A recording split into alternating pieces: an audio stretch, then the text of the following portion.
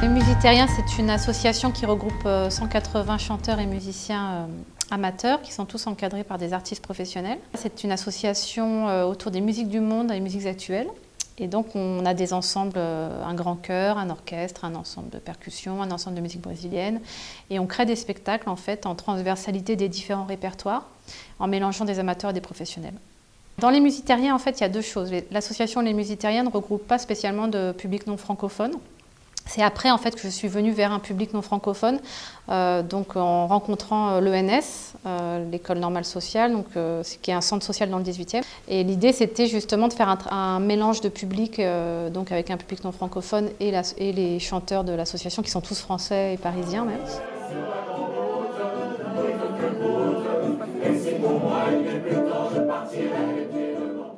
Les Musitériens, ça m'a apporté beaucoup de choses. Premièrement, je fais des connaissances. Après, j'ai fait des amis. J'ai fait un peu de voyage en France, pas la France entière, mais un peu de la région. J'ai appris beaucoup de choses avec eux.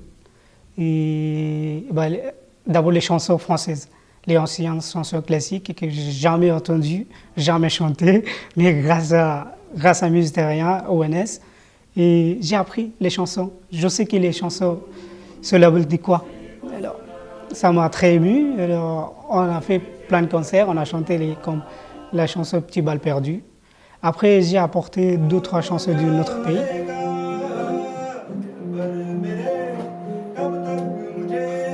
À travers ce projet, on a fait une création ensemble. L'idée, c'était pas de les observer. Il n'y avait pas un travail sur les migrants ou sur un public non francophone, mais c'était de faire une création commune en mélangeant des publics. Donc du coup, il y a eu beaucoup d'amitié, beaucoup moins de solitude.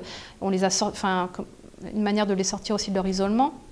Et puis bien entendu d'apprendre le français de manière ludique à travers la chanson. Il y a vraiment certaines personnes qui parlaient vraiment peu le français qui se sont complètement épanouies avec cet outil. Donc on est parti sur des chants, on a par exemple, je leur ai transmis le petit bal perdu, on a travaillé sur le bal musette, donc c'était aussi raconter l'histoire française. Et en échange, ils m'ont transmis des chants de fête de leur pays d'origine et on a fait tout un travail après de transcription et de traduction de leurs chants. Donc on a continué à apprendre le français aussi à partir de leurs chants en fait.